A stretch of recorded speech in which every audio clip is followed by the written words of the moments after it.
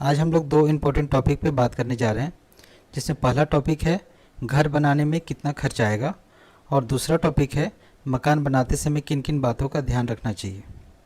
जो दूसरा टॉपिक है वो कुछ ज़्यादा ही इम्पोर्टेंट है। वो इसलिए इम्पोर्टेंट है कि मैं इसमें आपको बताऊंगा कि कैसे इंजीनियर, कैसे बिल्डर और कैसे कॉन्ट्रैक्टर एक नॉर्मल क्लाइंट को, जिनको आइडिया नहीं होता है, उनको बेवकूफ़ बनाते हैं।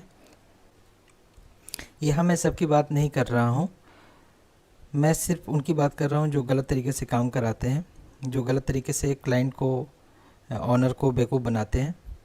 जो जेन्युइन तरीके से, अच्छे तरीके से काम कराते हैं, उनकी बात मैं यहाँ पे नहीं कर रहा। वो ऐसे भी अच्छे ढंग से ही करेंगे। मेरा मकसद सिर्फ इतना है कि आपको मैं अलर्ट करूँ। तो चलिए वीडियो में आगे बढ़ते हैं। इसलिए आज जो भी टॉपिक है उसको ध्यान से सुने, उससे आपको पता चलेगा कि किस किस टॉपिक पे जो भी कॉन्ट्रैक्टर है वो आपको धोखा दे सकते हैं। तो चलिए शुरू करते हैं। सबसे पहला टॉपिक है घर बनाने में कितना खर्च आएगा। फॉर एग्जांपल कोई एक घर का साइज़ लेते हैं हम लोग। जैसे मैंने यहाँ पर 20x50 घर का साइज लिया है। प्लॉट का साइज़ 20x50 मतलब 20x50 का एक साइज़ लिया है। ये कोई भी साइज़ हो सकता है आपका, 15x30 या कुछ भी हो सकता है। मैं एग्जांपल दे रहा हूँ कि अगर 20x50 का जो अगर साइज होगा तो उस पर क्या क्या हो सकता है। अगर ये प्लॉट 20x50 का 3 साइड से क्लोज है और सिर्फ एक साइड से ओपन है, जो कि रोड का साइड है, तो इस स्थिति में क्या क्या हो सकता है। तो इसका सबसे पहले हम लोग जब किसी कॉन्ट्रैक्टर से बात करेंगे कि इसका क्या वो खर्च लेने वाला है, तो इन सब चीज़ों पे आपको ध्यान देना होगा कि क्या स्क्वायर फीट पे क्या वो रेट लेने वाला है। तो चलिए देखते हैं कि स्क्वायर फीट कैसे इसको सॉल्व करते हैं। यहाँ 20x50 है, तो इसका एरिया हो गया 20x50 का 1000 स्क्वायर फीट। लेकिन आप यहाँ नोटिस करेंगे कि बहुत ऐसा ऐसा प्लॉट होगा जिसमें वो आगे बालकोनी निकालेंगे 3 फीट का या 3.3 का या 3.6, जो भी हो, आगे एक बालकोनी निकालेंगे। तो उस बालकोनी को भी वो बाद में उसको ऐड करेगा। तो ये सब चीज़ पे ध्यान देना है। ऐसा नहीं कि आप उससे बात कर लें और बाद में ऐड करें तो फिर प्रॉब्लम हो जाए दोनों के बीच में रिलेशन को लेके। ठीक है। तो अब यहाँ पर जैसे मैंने यहाँ पे किया कि 20x50 में 1000 स्क्वायर फीट होते हैं। अगर ये फ्रंट में बालकोनी होता तो 20x50 में 50 जो होता है उसमें 3 फीट अगर बालकोनी है तो 3 फीट ऐड हो जाएगा। आप देख रहे हैं कि टोटल एरिया विथ बालकोनी मैंने यहाँ लिखा है 20 और 50 की जगह पे 3 फीट मैंने आगे में ऐड कर दिया है। तो यहाँ पे स्क्वायर फीट बढ़ गया। मीन्स कि इस स्क्वायर फीट पे उससे बात करेंगे कि ये स्क्वायर फीट आपका हो गया, तो इस पर आप क्या रेट लेंगे, कॉन्ट्रैक्टर क्या रेट लेगा, या बिल्डर क्या रेट लेगा, या इंजीनियर क्या रेट लेगा। ठीक है। ये उस स्थिति में है जब आपका वन साइड ओपन है, मीन्स कि फ्रंट ओपन है। अगर हम लोग इसका 2 फेस ओपन होता या इसको एल शेप में प्लॉट को बोलते, तो इस तरफ भी एक और जो दूसरा साइड है उस तरफ भी अगर 3 फीट ऐड होता तो 20 की जगह पे 23 हो जाता, 20 की जगह पे 23 हो जाता। और लेंथ में हम लोग 3 फीट पहले से ऐड कर चुके हैं, तब उसकी स्क्वायर फीट ऐसे हो जाती। अब यहाँ पर देख रहे हैं कि यहाँ 1000 स्क्वायर फीट थी और यहाँ पे 1219 मतलब 219 स्क्वायर फीट बढ़ गया। तो ये सब नोटिस करने की चीज़ है। जो रूफ होता है उसको कॉन्ट्रैक्टर या जो भी बिल्डर है उसको काउंट करते हैं ऊपर से, टॉप से जितनी आप रूफ हो जाएगी उसको काउंट करते हैं। ठीक है। अब यहाँ पर कॉस्टिंग की बात कर रहे थे हम लोग। तो कॉस्टिंग की बात करेंगे तो जो हम लोग छत को काउंट कर रहे हैं या रूफ को काउंट कर रहे हैं उसके स्क्वायर फीट के हिसाब से वो रेट लेगा। तो यहाँ दो टॉपिक है। या तो आप कॉन्ट्रैक्टर को ये बोल रहे हैं कि आप पूरे ये ड्राइंग है और इसके अकॉर्डिंग आप पूरा आप मुझे फर्निश करके दो, तो उसके हिसाब से जो रेट होता है अप्रोक्स 1000 से लेके 3000 हो सकता है, 4000 कुछ भी हो सकता है। मैक्सिमम की कोई सीमा नहीं है, इसमें वो फर्निश करके दे सकता है आपको। ये time to time up down कुछ भी हो सकता है, ये आज की डेट की बात हो रही है, कल की डेट में कुछ और भी हो सकता है, ये आपको खुद ही समझना है। कभी भी किसी भी मटेरियल या किसी भी लेबर कॉस्टिंग में अप डाउन हो सकती है। ये एक एवरेज मैं बता रहा हूँ। अब यहाँ पर आप देखेंगे कि एक तो ये तरीका हुआ कि आप पूरे बिल्डिंग को आप बोल रहे हैं कि आप मुझे ये बना दो, और जो रेट है वो आप उससे एक डन करेंगे और उसको पैसे दे देंगे, बात ख़त्म हो जाएगी। उसमें वो फर्निश करके आपको हैंड ओवर कर देगा। दूसरा तरीका ये है कि अगर आप मेरे अकॉर्डिंग चलेंगे तो मुझे ये पसंद है कि आप इसको दो पार्ट में बांटें। पहला पार्ट बिल्डिंग का स्ट्रक्चर होगा, उसमें मटेरियल आएगा और लेबर आएगा। ये जो पहला पार्ट होगा जिसमें बिल्डिंग का एक ढांचा, एक स्ट्रक्चर खड़ा होगा, जिसमें कॉलम, बीम, फुटिंग और पूरी बिल्डिंग खड़ी हो जाएगी। उसमें उसके साथ प्लास्टर भी होगा। ये सारा कुछ होगा जो कि बेसिक चीज़ है। इसमें आप कुछ भी कॉम्प्रोमाइज़ नहीं कर सकते, इसकी क्वालिटी में आप कमी नहीं कर सकते, क्योंकि ये बाद में कभी नहीं होगा। जो होना है फर्स्ट टाइम में ही होगा। अगर इसकी रेट की बात करें तो इसमें बिल्डिंग का जो स्ट्रक्चर, मटेरियल और लेबर है, इसकी कॉस्टिंग 500 से स्टार्ट हो जाती है। 500 से 950 या कुछ भी नॉर्मल यही होता है। ऐसे 500, 600, 700 ही नॉर्मल प्राइस है। इसमें आपका बिल्डिंग का सारा मटेरियल और लेबर कॉस्टिंग सारा दोनों इंक्लूड है। मैं फिर से बोल रहा हूँ, इसमें मटेरियल और लेबर कॉस्टिंग दोनों इंक्लूड है। मतलब कॉन्ट्रैक्टर को जो देना है स्क्वायर फीट, वो भी इसमें इन्वॉल्व है। इस केस में जो पार्ट ए है, इस केस में आप बिल्डिंग की स्ट्रक्चर को आप अपने ढंग से इस रेट में आप खड़ी कर सकते हैं। जो सेकंड पार्ट है, इसमें वो इंटीरियर का पार्ट हो सकता है, एक्सटीरियर का हो सकता है, उसका लेबर के बारे में भी सारा कुछ इसमें इन्वॉल्व आप कर सकते हैं। जो कि ये भी 500 से ये कुछ भी जा सकता है, 3000, 4000, 1000 कुछ भी जा सकता है, क्योंकि इंटीरियर की कोई सीमा नहीं है, एक्सटीरियर आउटलुक की कोई सीमा नहीं है कि आप कितना बेटर से बेटर आप उसको बना सकते हैं। अब मैंने यहाँ पर बोला कि पार्ट ए में आप इस स्ट्रक्चर को अलग करने के लिए और इंटीरियर को अलग करने के लिए, इससे क्या बेनिफिट होगा? इससे ये बेनिफिट होगा कि स्ट्रक्चर आपका प्रॉपर बनेगा और इंटीरियर में काफ़ी बार्गेनिंग है और बहुत ही हर चीज़ में अप डाउन का चांस है। तो इसको हम लोग अलग टॉपिक पे अलग से स्क्वायर फीट में उससे बात करेंगे, ठीक है। अब हम लोग पार्ट ए को और डीपली डिस्कशन करते हैं। पार्ट ए में क्या है? पार्ट ए में जैसे मैंने बताया कि 500 से 950 स्क्वायर फीट अप्रॉक्स यही जाता है। जब आप किसी कॉन्ट्रैक्टर से बात करेंगे तो आपका कॉन्ट्रैक्टर का चार्ज और आपका मटेरियल का चार्ज अप्रॉक्स इतने में हो जाता है। अब इसके डिटेलिंग में और बढ़ते हैं आगे। बिल्डिंग का जो स्ट्रक्चर है उसकी जो कॉस्टिंग है वो इन सब बातों पे निर्भर करती है। पहला ये कि बिल्डिंग का ड्राइंग कैसा है।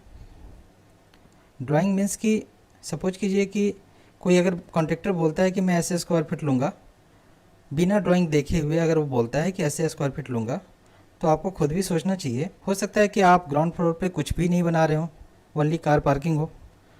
ओनली कार पार्किंग होगा तो वहाँ रूम तो होगा नहीं और वॉल खाली खाली होगा, तो वहाँ वॉल उसको जोड़ना नहीं है, ऐड नहीं करना है, और आपको भी वॉल का कॉस्टिंग नहीं देना है। लग नहीं रहा है, वहाँ ईंट नहीं लग रही है, ज़्यादा ईंट नहीं लग रही है, तो ऐसे कुछ भी हवा में कैसे बात कर सकता है। तो आपको ये देखना होगा कि बिल्डिंग की ड्राइंग कैसी है, ड्राइंग में किस किस पार्ट में क्या है। ऐसा भी हो सकता है कि वहाँ 2 रूम सेट हो, ऐसा भी हो सकता है कि 3 रूम सेट हो, 4 रूम सेट हो, तो वॉल तो वहाँ बढ़ गई ना, तो उसके हिसाब से कॉस्टिंग तो अप और डाउन होनी ही होनी है। मटेरियल को लेके भी होनी है और उसकी भी होनी है। तो कुछ भी हवा में ऐसे नहीं बात करनी है, हर चीज़ ढंग से बात होगी।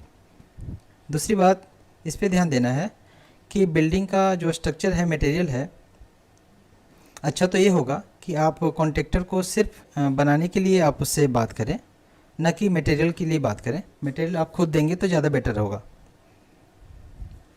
मटेरियल में आपको ध्यान ये देना होगा कि जैसे स्टील का बार है जिसको सरिया भी बोलते हैं, वो आप अपने क्वालिटी के हिसाब से आपको जो भी लाकर देना है उसे दीजिए। उसमें अलग अलग डायमीटर के सरिया हो सकते हैं, जैसे 8 mm का भी हो सकता है, 10 mm का, 12 का, 16 का, 20 का, जैसा ड्राइंग में होगा उसके अकॉर्डिंग आप सरिया उसको लाकर स्टील का बार लाकर दे सकते हैं। इसमें भी ढेर सारे ब्रांड हैं, आप अपने अकॉर्डिंग उसे चूज कर सकते हैं। सेंड है जिसको बालू बोलते हैं, इसमें अलग अलग टाइप है, इसको भी आप अपने अकॉर्डिंग दे सकते हैं। अगर आप अपने अकॉर्डिंग देंगे तो बेटर माल मटेरियल को चुन कर अपने से उसे दे सकते हैं। सीमेंट में भी अलग अलग काफ़ी ब्रांड है। अगर ब्रिक की बात करें हम लोग, तो ब्रिक में आप नोटिस करेंगे कि जैसे मैंने बताया कि आप यहाँ 1000 रुपये स्क्वायर फीट में या कुछ भी बात कर रहे हैं, तो ये बात करना मैंने बताया कि ये एक सही कैलकुलेशन नहीं है। अब क्यों नहीं है? हो सकता है कि उसमें 4.5 इंच की वाल हो, 4.5 और 9 इंच की भी वाल हो सकती है। 4.5 इंच की वाल कहीं होती है, कहीं 5 इंच की भी वाल होती है। अलग अलग स्टेट में अलग अलग वाल का ईंट की साइज़ है, ब्रिक की साइज़ है। जो 4.5 की होगी वो 4.5 और 9 इंच की होगी, और जो 5 इंच होगी वो 5 इंच और 10 इंच की होगी। तो हो सकता है कि ड्राइंग में सिंगल वाल यूज किया गया हो, मतलब 4.5 इंच की वाल, या हो सकता है कि 9 इंच की वाल या 10 इंच की वाल यूज किया गया हो। तो जस्ट डबल का यहाँ पर तुरंत आपको फ़र्क दिख रहा है मटेरियल में, और कॉन्ट्रैक्टर का जो टाइमिंग होगा ईंट जोड़ने में, वहाँ भी फ़र्क आपको दिख रहा है। तो इसको नोटिस करने की ज़रूरत है। अब हम लोग स्टोन की बात करें, जिसको गिट्टी भी बोलते हैं, इस पे भी आपको ध्यान देना है, और इस चीज़ पे भी ध्यान देना है कि जो आपका स्लैब होगा वहाँ पे वो क्या क्वालिटी यूज कर रहा है। जैसे ये नंबर है, क्वालिटी का कोड है M10, M15, M20, M25। तो इसमें क्या होता है, इसमें सैंड, सीमेंट और ये स्टोन, इसका एक अपना एक रेशियो होता है, तीनों का एक रेशियो होता है। इसमें कुछ और होगा, इसमें कुछ और होगा, इसमें कुछ और होगा, इसमें कुछ और होगा। अगर आपको इस पे समझ में अगर नहीं आ रही है तो मैं इस पे एक अलग वीडियो बना दूंगा, लेकिन इसमें आप एक तरह से क्वालिटी है, आप कैसा क्वालिटी यूज करना चाह रहे हैं ये कॉन्ट्रैक्टर से पहले ही डन कर लेंगे कि मुझे इसी क्वालिटी में आपको वर्क देना है। उसके बाद उससे कॉलम की बात कर रहे हैं, उससे बीम की बात कर रहे हैं, उससे फुटिंग की बात कर रहे हैं। हर चीज़ की जो साइज होगी उसको वहाँ पे मेंशन करना है। ऐसा नहीं कि वो अपने हिसाब से अपनी साइज बना ले और वहाँ पर उसको कर दे। ये सारा कुछ बात करने के बाद नॉर्मल जो बिल्डिंग का कॉन्ट्रैक्टर है या उसके साथ जो लेबर की टीम है, वो नॉर्मल जो उनका रेट होता है 140 से 200 स्क्वायर फीट का रेट होता है पर स्क्वायर फीट का, जो कि छत पे नापते हैं, रूफ पे नापते हैं, टॉप से। हो सकता है 140 का हो सकता है 160 का हो सकता है 180 का हो, कुछ भी हो सकता है। आप उससे जितने में डन कर लेंगे। कोई कोई कॉन्ट्रैक्टर इसको विथ टाइल्स और मार्बल फ्लोरिंग के साथ भी देते हैं, वो आपको अपने हिसाब से उनसे फिक्स करना है। ये ओनली लेबर की बात हो रही है, न कि मार्बल और टाइल्स वो देगा। अब यहाँ पर सपोज कीजिए कि जो भी स्क्वायर फीट होता है 1150 हो या कुछ भी हो स्क्वायर फीट, उसमें 600 से अगर आप गुना करते हैं, 600 अगर जैसे मैंने बताया कि यहाँ पे रेट जो है वो डिफ़र करता है, 500, 900, 600 कुछ भी हो सकता है ये जो रेट है। तो अगर सपोज कीजिए कि हम यहाँ पर 600 से इस स्क्वायर फीट मान लिया कि आपके छत का स्क्वायर फीट ये है, और अगर हम इस पे 600 का अगर रेट लगाते हैं, 600 का रेट अगर मान के चलें, रेट तो आप उससे जो डन करेंगे वो अगर विथ मटेरियल डन नहीं कर रहे हैं तो आप इस पे डन करेंगे, उसको मटेरियल से मतलब ही नहीं है। लेकिन अप्रोक्स अगर ये एस्टिमेट निकालना चाह रहे हैं कि आपको कितना पड़ता है, अगर 600 का भी रेट लेते हैं तो अप्रोक्स इतना आता है ईच फ्लोर। अगर 700 का रेट लगाते हैं तो इतना आता है। मीन्स कि जैसे जैसे क्वालिटी में थोड़ा सा डिफरेंस आता है उस हिसाब से रेट होता है, ठीक है। और अगर आप विथ मटेरियल भी देते हैं तो आप देख रहे हैं कि 1-1 लाख का डिफरेंस आ रहा है अप्रोक्स 1 लाख का डिफरेंस सामने दिख रहा है। तो इससे बेटर ये होगा कि आप उसको विथ मटेरियल ना दें, ओनली कॉन्ट्रैक्टर का दें और इसको डन करें केवल, ठीक है। इससे आपका जो भी मटेरियल है आपके पास ही रहेगा। ये तो मैंने पहले ही बता दिया कि जब आप विथ मटेरियल देते हैं किसी कॉन्ट्रैक्टर को तो वो अप्रोक्स 500 या 600 से 950 या कुछ भी हो सकता है। ये सिर्फ स्ट्रक्चर का रेट है, जिसमें मैंने बताया कि आपका अगर इस रेट में बात होगी, आप अगर दे रहे हैं किसी कॉन्ट्रैक्टर को तो इसमें आप उसका लेबर है टोटल, तो कॉन्ट्रैक्टर की टीम है जिसमें वो स्ट्रक्चर खड़ा करके देगा विथ प्लास्टर, जिसमें ईंट का वर्क होगा, कॉलम, बीम, लिंटर सब कुछ होगा और इसमें विथ प्लास्टर होगा। बाकी जो भी इंटीरियर का वर्क होता है वो चीज़ इसमें नॉर्मल नहीं होता, इसलिए मैंने ये बताया कि आप उससे सब कुछ करवाएं लेकिन इस रेट में करवाएं। ये स्ट्रक्चर, सिर्फ स्ट्रक्चर जो भी मैं बताया कि वो उस चीज़ को आप इस रेट में करवाएं और मटेरियल आप अपना खुद का देंगे तो ज़्यादा बेहतर होगा। अब इसमें आपने फर्स्ट पार्ट जो भी है, ये पार्ट है, इसमें आपने स्ट्रक्चर बना लिया। अब जो सेकेंड पार्ट होगा, ये जो फर्स्ट पार्ट है इसमें आप कंजूसी नहीं कर सकते, कहीं से भी कमी नहीं कर सकते। ईंट में क्या करेंगे कंजूसी, सीमेंट में भी नहीं कर सकते, सरिया में भी नहीं कर सकते, किसी भी चीज़ में इसमें कंजूसी का कोई चांस नहीं है। इसमें आप कमी नहीं करना चाहिए आपको, क्योंकि बार बार बनने की चीज़ नहीं है।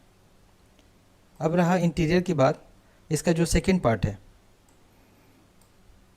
इसका भी कॉस्टिंग 500 से 3000-4000 कुछ भी जा सकता है। ये आप पे डिपेंड करता है कि इंटीरियर में आप कैसा वर्क करना चाहते हैं। बहुत सस्ते में भी इंटीरियर हो सकता है और अधिक की कोई भी सीमा नहीं है। आप एक एक रूम में लाखों रुपए भी लगा सकते हैं और बहुत कम में भी निकल सकते हैं। एग्जाम्पल के लिए डोर में भी काफ़ी वैरायटी है, आप उसमें अप और डाउन कर कुछ भी कर सकते हैं कि आप क्या क्वालिटी लगाना चाहते हैं। विंडो में भी आप लगाना चाहते हैं, कुछ भी हो सकता है, वुडन का हो सकता है, एल्युमिनियम हो सकता है, ग्लास काफ़ी हो सकती है, कुछ भी हो सकता है। इलेक्ट्रिकल में भी काफ़ी है, इलेक्ट्रिकल में भी आप अगर बात करें तो उसमें एक एक बंडल जो तार होती है उसका कॉस्टिंग 500-600 रुपये बंडल भी होता है और 2500 रुपये बंडल भी होता है। अलग अलग ब्रांड का अलग अलग प्राइस है।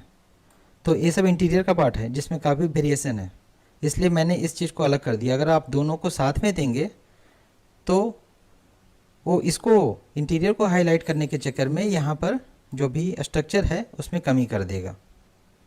फिर बाद में आपको सिलन दिखेगी, पपड़ी दिखेगा, क्रैक दिखेगा और बहुत कुछ दिखेगा।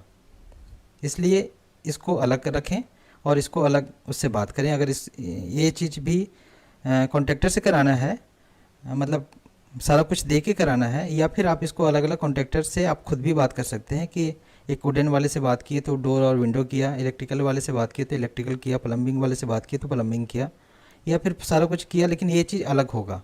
स्ट्रक्चर से कभी भी इसको साथ लेके नहीं चलना। अब प्लम्बिंग में भी बात कर रहे हैं उससे कि क्या चार्जेस लेगा, उसका क्या फिटिंग होगा, उसमें भी अलग अलग टाइप की फिटिंग है। अब यहाँ पे बाथरूम और किचन की जो भी प्रोडक्ट्स है आप उसको यूज करेंगे, तो फॉर एग्जांपल आप इस चीज़ को ध्यान दीजिए कि एक टॉयलेट सीट आप लेने जाते हैं तो 4000 की भी टॉयलेट सीट आती है और 16000 की भी आती है, 16000 की भी आती है, 20000 की भी आती है। तो इसमें काफ़ी वेरिएशन है। तो आप ऐसे ही हवा में कैसे बात कर सकते हैं कि वो क्या क्वालिटी देगा, और अगर वहाँ पे आपको पेपर में प्रॉपर नहीं दे रहा है कि कौन सी ब्रांड का कौन सा क्या चीज़ दे रहा है, तो आप बेवकूफ़ बन जाएंगे। इसलिए इसमें भी मैं ये बोलना चाहूँगा कि आप जो भी मटेरियल है आप खुद ही उसे परचेज करके दें और सिर्फ लेबर पे उसको वर्क दें कि आपको ये इलेक्ट्रिकल करना है, आपको ये प्लम्बिंग करना है, इसका मैं कॉस्टिंग दूंगा, लेकिन मटेरियल मेरा होगा। अब टाइल्स और मार्बल की बात करें तो इसमें भी देखेंगे कि आपको अब 30 रुपये से स्टार्ट हो जाता है नॉर्मल, 30 से 300 400 कुछ भी टाइल्स स्क्वायर फीट अवेलेबल है मार्केट में। मार्बल का भी ऐसा ही है, काफ़ी वेरिएशन है। वॉशरूम और किचन में भी आप टाइल्स लगाएंगे उसमें भी काफ़ी तरह की बातें हो सकती है। कभी कभी देखते हैं कि कोई भी कॉन्ट्रैक्टर इसके साथ इस रेट के साथ किचन और वॉशरूम दोनों का टाइल्स लगा कर देता है। ये चीज़ आप उससे डन कर लें कि आप मटेरियल मेरा होगा लेकिन आप उसमें किचन और वॉशरूम का या फ्लोरिंग का टाइल्स आप खुद लगा कर देंगे, मतलब लेबर उसका होगा, मटेरियल आपका होगा। पेंट की बात करें तो पेंट में भी काफ़ी वेरिएशन है। पुट्टी की भी बात करना है आपको, मतलब कि प्लास्टर के बाद पुट्टी यूज करेंगे। अगर आउटसाइड होगा तो पुट्टी भी हो सकता है या ओनली प्लास्टर पे भी आप पेंट कर सकते हैं। पीओपी भी कर सकते हैं। इनसाइड में पीओपी होगा जहाँ पे वाटर की कोई इशू नहीं है, वहाँ पे पीओपी होगा। जहाँ पे वाटर का है वहाँ पे पुट्टी पॉसिबल है, लेकिन पीओपी वहाँ नहीं होता जहाँ पे सीलन आने का चांस हो सकता है कि आप फॉल सीलिंग कराएं, इसलिए मैंने इस पार्ट को एकदम हमेशा के लिए अलग रखा है। अलमीरा में आप क्या क्वालिटी यूज करना चाहते हैं इस पे भी काफ़ी डाउट है, काफ़ी चॉइस है। किचन में भी आप नॉर्मल किचन करेंगे या मॉडलर करेंगे, मॉडलर की कोई सीमा नहीं है। हो सकता है कि किचन में काफ़ी आपका कॉस्टिंग आ जाए या बहुत ही कम में आपका नॉर्मल किचन भी पॉसिबल है। आप उसमें ग्लास वर्क कितना करना चाहते हैं, वुडन वर्क कितना करेंगे, स्टेयर केस में आप रेलिंग कैसा यूज करना चाहते हैं। आप आयरन का भी यूज कर सकते हैं, स्टील का भी यूज कर सकते हैं, स्टील के साथ वुडन भी यूज कर सकते हैं, स्टील के साथ ग्लास भी यूज कर सकते हैं। एसी का पाइपलाइन आप चाहें तो पहले ही लगा सकते हैं वॉल में, तो ये सब चीज़ पे ध्यान देना होगा। गैस का पाइपलाइन भी आप पहले ही लगा सकते हैं। किचन और वॉशरूम में आप नॉर्मल पानी, हॉट वाटर और डायरेक्ट जो सबमर्सिबल से होता है या पाइपलाइन सप्लाई पानी जो भी होता है डायरेक्ट भी आप एक कनेक्शन रखवा सकते हैं। ये सब चीज़ों पे आपको ध्यान देना है, इसलिए मैं ये सब चीज़ को हाईलाइट कर रहा हूँ। टीवी केबल का पाइपलाइन अलग से होना चाहिए, नॉर्मल पाइपलाइन से अलग होना चाहिए। कैमरा का केबल जो पाइपलाइन होगा उसका अलग होगा। ये सब काफ़ी बातें हैं, ये सब चीज़ पे आप ध्यान देंगे। एक्सटीरियर में ये भी हो सकता है कि आप कैसा टाइल्स लगा रहे हैं, मार्बल कैसा लगा रहे हैं, उसकी क्या कॉस्टिंग हो रही है, ये सब पे बात करने की ज़रूरत है। पेंट कैसा यूज करेंगे, उसमें पुट्टी किस किस पार्ट में होगा, किस पार्ट में टाइल्स और मार्बल ही लग रहा है और किस पार्ट में पुट्टी होगा, इस पर अलग से बात करने की ज़रूरत है। मेन गेट में भी बहुत टाइप है, आप लोहे का भी लगा सकते हैं, एसएस का लगा सकते हैं। एसएस मीन्स स्टेनलेस स्टील, उसके साथ उसमें ग्लास वर्क भी हो सकता है, वुडन वर्क भी हो सकता है। बालकोनी का रेलिंग ओनली ग्लास में भी हो सकता है, कुछ भी हो सकता है। यहाँ पे एसएस भी हो सकता है, आयरन में भी हो सकता है। तो ये सब काफ़ी चीज़ें जो भी है इसमें काफ़ी वेरिएशन है, इसलिए मैंने बोला था कि 3000 से लेके कुछ भी जा सकता है इसमें। और ये अगर आप ढंग से करेंगे तो 500 या 1000 काफ़ी है, 600 700 भी काफ़ी होता है। आप इसको कैलकुलेट करेंगे तो 600 के हिसाब से काफ़ी इतनी पैसे बच जाएंगे कि आप उसमें अच्छे से अपने अकॉर्डिंग इंटीरियर करवा सकते हैं। और भी अदर एक्टिविटी है, जैसे सेफ्टी टैंक अगर आपके एरिया में बनवाने की ज़रूरत है आपके प्लॉट में, तो उसका अलग से कॉस्टिंग होगा कि क्या साइज़ का बनवाना चाहते हैं। फिर वाटर बोरिंग करवाएंगे, ये सब एक्स्ट्रा है। वाटर बोरिंग में कितना डेप्थ होगा, वाटर बोरिंग का जो लेबर कॉस्टिंग है क्या चार्ज करता है वो, कि कितने फीट का क्या चार्ज करेंगे। फिर मोमटी भी नोटिस करेंगे कि मोमटी का स्क्वायर फीट वो क्या काउंट करता है, क्योंकि बहुत केस में मोमटी वो लोग साथ में बनाते हैं और बहुत केस में मोमटी का स्क्वायर फीट बाद में ऐड करते हैं, जो कि क्लाइंट के ध्यान में नहीं होता है। वो बाद में धीरे से ऐड करते हैं कि मोमटी का इतना स्क्वायर फीट हुआ। वैसे ही सेफ्टी टैंक का स्क्वायर फीट वो नीचे से काउंट करेंगे कि हाँ इतना एरिया है तो उसका स्क्वायर फीट इतना हो गया। ये सब चीज़ पे पहले ही आप बात कर लेंगे उससे। तो मैंने यहाँ पे ये बताया, तो उस हिसाब से जो ए वाला वर्क है, फर्स्ट जो पार्ट है स्ट्रक्चर, तो स्ट्रक्चर अगर आप उससे सोच रहे हैं कराने के लिए जो कि ये रेट तय करेंगे, तो आपको वो कहाँ कहाँ बेवकूफ़ बना सकता है। चलिए इस पर बात करते हैं, ध्यान से सुनिएगा। स्ट्रक्चर जब भी आप करेंगे और इस रेट में आप उसको डन करेंगे कि मुझे स्ट्रक्चर आप बनाकर दे दो, तो वो कहाँ कहाँ बेवकूफ़ बना सकता है, इस पर अब हम लोग बात करने जा रहे हैं। इस पे मैंने यहाँ उन 19 टिप्स को यहाँ पे शो किया है, और भी काफ़ी हो सकते हैं। House construction important tips only structure के लिए किया है, इंटीरियर के लिए मैं बाद में और वीडियो बना दूंगा। अभी मैंने स्ट्रक्चर के लिए इम्पोर्टेंट टिप्स जो कि आपको ध्यान रखना चाहिए, उसके लिए मैंने इसको डाला है।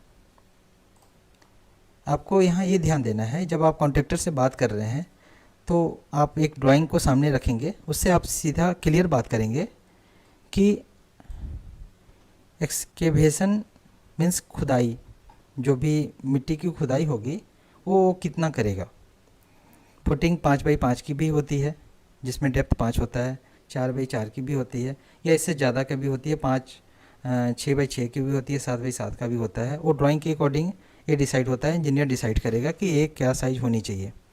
तो जब आप ड्राइंग के अकॉर्डिंग जब कॉन्ट्रैक्टर से या बिल्डर से या किसी इंजीनियर से बात कर रहे हैं कि मुझे, या सिविल इंजीनियर से बात कर रहे हैं कि मुझे ऐसा करवाना है ड्राइंग के अकॉर्डिंग, तो आप उससे ज़रूर बात करेंगे कि वो खुदाई कितना करेगा, खुदाई का लेंथ और विड्थ कितना होगा, उसके डेप्थ कितनी होगी। 5x5 और डेप्थ भी 5, ये नॉर्मल है, इतना होना चाहिए। इससे कम सही नहीं होगा, और इससे ज़्यादा हो, अगर ये हाइट पे भी डिपेंड करता है कि आप बिल्डिंग की हाइट कितना रखना चाह रहे हैं, कितने स्टोरेज बिल्डिंग बनाने वाले हैं, उसके अकॉर्डिंग ये सारा कुछ इसमें वेरिएशन है। मैं तो 4x4 का कभी सलाह ही नहीं दूंगा कि 4x4 का आप फुटिंग करें। फुटिंग पे पूरी बिल्डिंग टिकी होती है, मिनिमम 5 से ऊपर ही आपको करना चाहिए, 5x5 और डेप्थ भी 5। लेकिन वो भी उसकी अगर आप डेप्थ 5 फीट कर रहे हैं तो उसकी भी काउंटिंग कहाँ से होगी, कोई लूज सॉइल से नहीं होगी, लूज मिट्टी से नहीं होगी, वो उस मिट्टी से होगी जो पुरानी मिट्टी है, वहाँ से 5 फीट होनी चाहिए डेप्थ। न कि डीपीसी से काउंट करेंगे उसको उस मिट्टी से काउंट करेंगे जहाँ वो पुरानी मिट्टी है, वहाँ से 5 फीट नॉर्मल होनी चाहिए। ये 6 फीट भी हो सकती है, 7 फीट भी हो सकती है, और इसकी लेंथ और विड्थ भी 5, 6, 7 कुछ भी हो सकती है। ठीक है, तो ये चीज़ को पहले आप कॉन्ट्रैक्टर से बात कर लेंगे। ऐसा नहीं कि आप बात कर लिए स्क्वायर फीट के बारे में और बाद में वो बोले कि नहीं मैं तो 3x3 का करके निकल जाऊंगा। इसलिए मैं ये सब चीज़ मैं बता रहा हूँ आपको। अब फुटिंग का बार नॉर्मल 16 mm होना चाहिए था। आप देखिए ड्राइंग में आपका इंजीनियर क्या देता है, 16 mm का फुटिंग होना चाहिए। कहीं कहीं फुटिंग डबल जाल में भी होता है, सिंगल जाल में भी होता है। फुटिंग का जो डिस्टेंस होगा बार टू बार अप्रोक्स 5 इंच से ज़्यादा ना करें तो अच्छा है। मीन्स कि जितना ज़्यादा उसकी डेंसिटी होगी, जितना ज़्यादा घना होगा उतना ज़्यादा बेहतर है। तो अगर 16 mm का बार यूज कर रहे हैं तो 5 इंच सी टू सी, मतलब एक बार से दूसरी बार का डिस्टेंस जो गैप होगा वो 5 इंच से ज़्यादा ना करे तो बेहतर होगा, 4 इंच करे तो और अच्छा है। बहुत जगह डबल जाल होता है, तो आप डबल जाल अगर यूज़ करेंगे तो ज़्यादा बेहतर है। ये सब कॉमन चीज़ है जहाँ पे वो आपसे चीटिंग करेंगे, इसलिए मैं इसको हाईलाइट कर रहा हूँ। कॉलम का जो बार होगा उस पर आपको ध्यान देना है कि कॉलम का बार में ड्राइंग में क्या है, वहाँ किस साइज़ की बार लगी हुई है उस पर ध्यान देना है, उसी साइज़ की बार होनी चाहिए। ठीक है, रिंग टू रिंग का डिस्टेंस, कॉलम जब खड़ी होगी, जब बनेगी, तो उसमें एक रिंग से दूसरे रिंग की डिस्टेंस क्या होनी चाहिए, वो नॉर्मल 5 इंच से 5 इंच रखेंगे तो ज़्यादा बेहतर होगा। जितना पास होगा उतना ज़्यादा उसकी स्ट्रेंथ बढ़ेगी। वो लोग 7 से 8 इंच या 9 इंच लगाकर वो अपना काम ख़त्म करना चाहते हैं। इस चीज़ को आप नोटिस करेंगे तो ज़्यादा बेहतर होगा। कॉलम में जो रिंग का लॉकिंग होगा बार टू बार वो प्रॉपर होना चाहिए, मतलब कॉलम में जो रिंग बनेगा वो आपस में एक लॉक होना चाहिए। ठीक है, कॉलम का जो बार का लैपिंग होगा, मतलब अगर कॉलम को हम लोग ऊपर की तरफ लेके बढ़ रहे हैं और उसकी बार अब छोटी हो गई, अब नई कॉलम लगाने की ज़रूरत है, ऊपर से ऐड करने की ज़रूरत है, जिसको लैपिंग बोलते हैं, तो वो प्रॉपर लैपिंग होना चाहिए। ऐसा नहीं कि एकदम पास से लैपिंग कर दे, 6 इंच का, 9 इंच का, 1 फीट का, ऐसा नहीं होना चाहिए। प्रॉपर जो लैपिंग होना चाहिए वो होना चाहिए, ताकि उसमें स्ट्रेंथ आएगी। मटेरियल की क्वालिटी पे ध्यान देंगे कि क्या क्वालिटी यूज हो रहा है। अगर आप अपना मटेरियल दे रहे हैं तो उस पर भी ध्यान देंगे, अगर वो दे रहा है तो उस पर भी ध्यान देंगे। सिर्फ मटेरियल का क्वालिटी को देखने से नहीं होता है। वहाँ पे अगर जो भी ये फुटिंग होगी, जो भी कॉलम लगेगा, जो भी बीम लगेगी, जो भी रूफ का स्लैब होगा, इसमें कंक्रीट का जो वाइब्रेटर आता है उसको अच्छे से वाइब्रेट करना होगा। अगर आप वाइब्रेट नहीं करेंगे प्रॉपर तो ये सारा कुछ इसकी स्ट्रेंथ में कमी आ जाएगी। इसलिए वाइब्रेटर पे प्रॉपर आपको अपने खुद से ध्यान देना है कि वाइब्रेटर वो ठीक से चलाया है कि नहीं चलाया है। ठीक है, ये हर स्टेज पे आपको ध्यान देना है, फुटिंग पे, कॉलम पे, बीम पे और रूफ के टाइम में। फिर बीम टू बीम का लॉकिंग, जब एक बीम और दूसरी बीम जब आपस में मिलेगी तो उसकी लॉकिंग प्रॉपर होनी चाहिए। लास्ट में जाकर वो एल होता है ताकि वो लॉक हो जाए। ऐसा नहीं कि एक सरिया इधर से जा रहा है वहाँ पे रख दिया गया, दूसरा सरिया उधर से जा रहा है वो रख दिया गया, ऐसा नहीं। वो लॉक होना चाहिए, एल से होता है वहाँ पे। ऐसे अगर ये सरिया जा रहा है तो लास्ट में जाके एल होगा ऐसे। ठीक है, और इस तरफ में भी एल होगा, दोनों साइड में एल होगा। जितना पॉसिबल है उतना लॉकिंग होनी चाहिए। बीम का जो बार है उस पर आपको विशेष ध्यान देना होगा कि जो ड्राइंग में लिखी हुई है वो बार होना चाहिए। ऐसा नहीं कि ड्राइंग में कुछ और लिखी हुई है, वो अपने हिसाब से अपना कुछ और ही बार लगाता है। बार मीन्स सरिया। बीम में बार पे ध्यान देना है कि किस साइज की, किस mm की बार लगी हुई है। और बार में जो भी वहाँ लगा हुआ है ड्राइंग में, वो बार टू बार क्या डिस्टेंस है, 4 इंच है, 5 इंच है। मैंने इसको यहाँ इसलिए लाइन लिखा है कि इस चीज़ को ध्यान दें कि कितने डिस्टेंस पे कौन सा बार है और कौन सा बार की लॉकिंग है। ठीक है, वो 4 इंच भी हो सकता है, 2 इंच भी हो सकता है, 9 इंच भी हो सकता है, कुछ भी हो सकता है। वो ड्राइंग के अकॉर्डिंग आपको देखना है।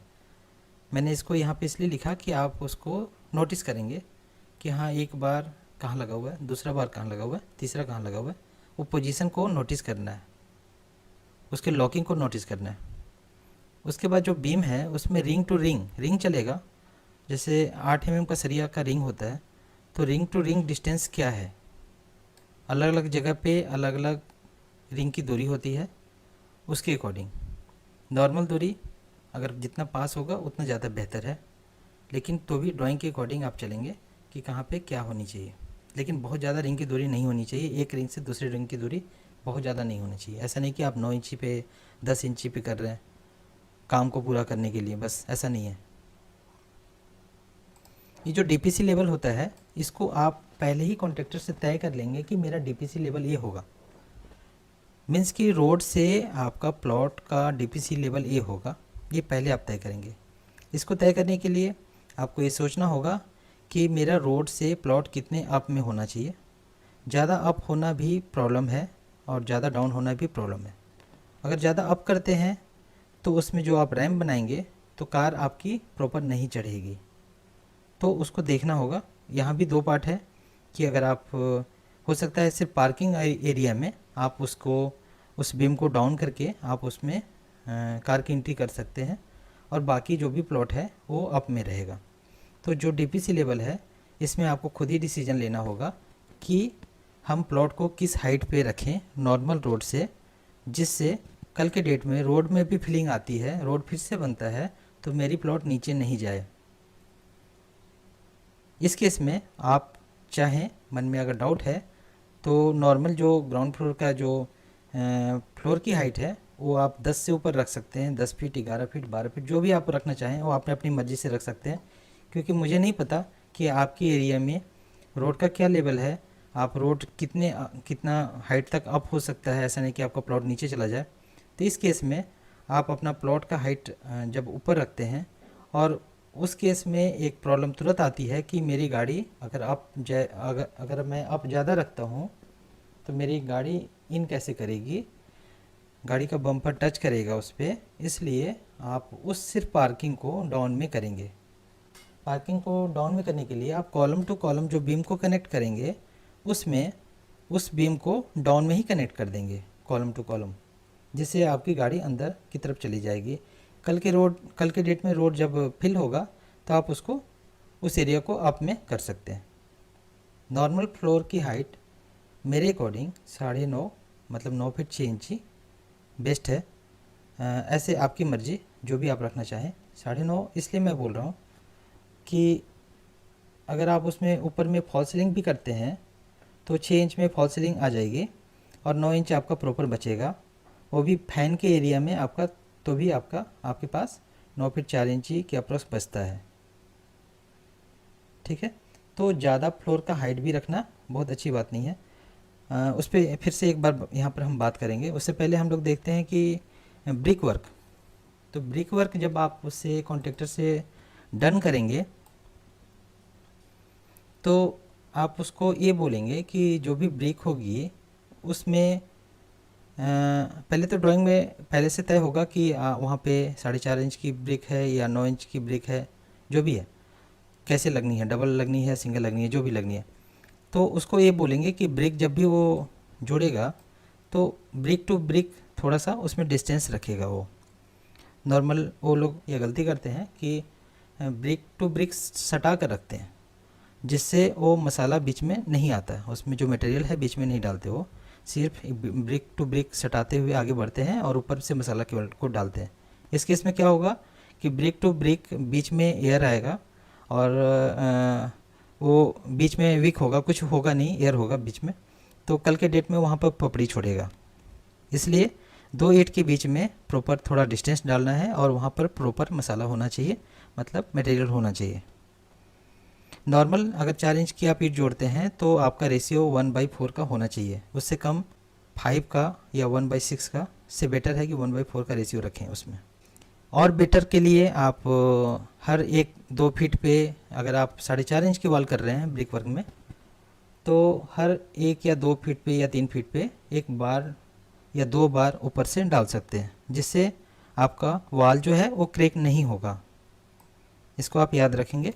तो आप वहाँ पे 8 mm का भी सरिया डाल सकते हैं और 10 mm का भी सरिया ईंट के ऊपर में सीधा 2 सरिया डाल देंगे। उसके बाद फिर आगे का ईंट जोड़ना कंटिन्यू कर देंगे, तो इससे वॉल वहाँ पे क्रैक नहीं होगा। आप चाहें तो उसको दोनों साइड के कॉलम में भी थोड़ा थोड़ा उसको कनेक्ट कर सकते हैं। ग्राउंड फ्लोर की हाइट के बारे में मैंने बता दिया कि ये काफ़ी डाउट वाली मैटर है, आपको खुद ही डिसीजन लेना है और ये सारा कुछ डिसीजन लेने के बाद ही कॉन्ट्रैक्टर से बात करना है, नहीं तो वो अपने मर्जी से कुछ भी कर देगा। इसलिए आपको पहले ही तय कर लेना है कि मुझे ग्राउंड फ्लोर पे ये हाइट रखनी है फर्स्ट, और उसके बाद मुझे जो भी हाइट है वो अलग रखनी है। अब यहाँ पे बिल्डिंग का हाइट भी मायने रखता है। बहुत ज़्यादा आप बिल्डिंग की हाइट रखेंगे तो जो जिस एरिया में जितना अलाउड है उसके अकॉर्डिंग ही रखेंगे। अगर सपोज कीजिए कि, सपोज करने में बोल रहा हूँ, अगर सपोज कीजिए कि 15 मीटर अगर अलाउड है तो आप उसमें कितने भी आप मंजिल बना दें उससे मतलब नहीं है। ऐसा भी हो सकता है कि आप 2 मंजिल में ही ख़त्म कर दें उसको। इसलिए बहुत ज़्यादा फ्लोर की हाइट रखने से कोई बेनिफिट नहीं होने वाला। तो आप इतना रखें कि आप कंफर्टेबल रहें, लेकिन नीचे वाली जो भी हाइट है उस पर मैं अलग से मैं बताया आपको। और ऊपर की हाइट में भी यही मैं प्रेफर करता हूँ कि 9 से 9.5 हो। फिर आप कॉन्ट्रैक्टर से एक और इम्पोर्टेंट बात करेंगे कि ड्राइंग में ये भी मेंशन होता है कि बाथरूम और किचन में पाइपलाइन जो होता है वो अंडरग्राउंड होता है, मतलब कि वहाँ पे डाउन स्लैब होता है जिससे पाइपलाइन वहाँ छिपा होता है हर फ्लोर पे, ऊपर में टॉप में। तो वो इसलिए भी होता है कि नॉर्मल फ्लोर से उसकी बाथरूम और किचन का जो फ्लोरिंग होता है वो थोड़ा कम होता है, मतलब 1 इंच 1.5 इंच 2 इंच नीचे डाउन होता है, ताकि वहाँ पे अगर आप वाटर को गिराते हैं, पानी को गिराते हैं वॉशरूम में, तो बाहर की तरफ नहीं निकले, या बाहर में अगर आपको घर धोना पड़े तो अंदर की साइड में आप मतलब बाथरूम में पानी को निकाल सकते हैं। ऐसा नहीं कि बाथरूम को अप कर दिया या किचन को अप कर दिया पाइपलाइन डालने के चक्कर में। इसलिए पहले ही वहाँ पे डाउन स्लैब ड्राइंग में होता है कि इस पार्ट में पाइपलाइन जानी है, इसलिए इस पार्ट में पहले ही डाउन हो जाएगा लिंटर के टाइम पे ही, मतलब जो आपकी छत ढलेगी उस टाइम में ही पहले से डिसाइड रहेगा ड्राइंग में कि इस पार्ट में बाथरूम की किचन की पाइपलाइन जानी है और वो ढका हुआ होना चाहिए, और तो वो पहले ही उसका एक अलग डाउन स्लैब बनेगा। रूफ का जो स्लैब होगा इसका भी आप उससे पहले बात कर लेंगे कि 4.5 इंच होगा, 5 इंच होगा, 5.5 इंच होगा। रूफ में क्या सरिया यूज होना है वो भी आप इंजीनियर से ज़रूर बात कर लेंगे कि क्या होगा। मैं इसमें एक सजेशन देना चाहूँगा कि रूफ का जो भी सरिया होता है उसको एक सरिया से दूसरा सरिया, मतलब C to C, centre to centre, आपको 4 इंच से ज़्यादा ना रखें तो ज़्यादा बेहतर होगा। ऐसा नहीं कि आप वो 6 इंची कर दिया या 5 इंची कर दिया, ज़्यादा कर दिया तो स्ट्रेंथ में कमी आएगी। आप ऊपर से 90 डिग्री देखेंगे तो एक सरिया से दूसरे सरिया की दूरी जो होगी वो 4 इंच का गैप दिखेगा, स्क्वायर स्क्वायर जो भी है। और उसका अलग अलग टेक्निक है, इस पे अलग वीडियो बन सकती है कि सरिया वहाँ पे कैसे होगा, उसमें क्या क्या टेक्निक है। तो जो भी टेक्निक है उस पर तो एक अलग बड़ी वीडियो हो जाएगी, ऐसे ही ये वीडियो बड़ी हो रही है तो मैं शॉर्ट में बता दिया कि जब आप टॉप से देखेंगे तो आपको एक सरिया से दूसरे सरिया की दूरी जो है 4 इंच की से ज़्यादा नहीं हो तो ज़्यादा बेहतर है। ऊपर से जो भी छत की सरिया है उसमें दोनों साइड जब जाएगी वो, तो साइड में अगर बीम है और बीम होता भी है तो उसमें वो एल टाइप बना हो ताकि उसमें लॉक हो जाए। जनरली ये लोग नहीं करते, तो ये होना चाहिए कि जो छत का जो सरिया है, रूफ का जो सरिया है वो दोनों साइड में जाकर एल बनेगा, मतलब कि 2 या 3 इंच या 4 इंच जो भी है, या बीम में वो वहाँ पे टर्न लेगा, जिससे क्या होगा कि लॉक हो जाए, लॉक हो जाएगा और लॉक होने से ये स्ट्रेंथ बढ़ जाएगी इसकी। एक और मैटर है कि मोमटी की बात नहीं करते कॉन्ट्रैक्टर। हो सकता है कि मोमटी वो फ्री में कर दें, जो कि छत का जो स्टेयर का पार्ट है उस पे एक टॉप में जो रूफ होगा उसमें वहाँ जाने के लिए एक मोमटी बनता है, वो स्टेयर वहाँ तक जाती है। तो इसके भी आप बात कर लें कि उसके साथ मोमटी वो फ्री दे रहा है या नहीं दे रहा है, नहीं तो बाद में वो मोमटी की कॉस्टिंग करेगा। उसमें आप ये भी ध्यान रखेंगे कि मोमटी में आगे में कितना वो स्लैब निकला हुआ होगा, जिससे वहाँ पे जो भी डोर और विंडो लगेगी उसमें पानी नहीं आए बारिश के दिनों में। ये सब काफ़ी चीज़ें हैं।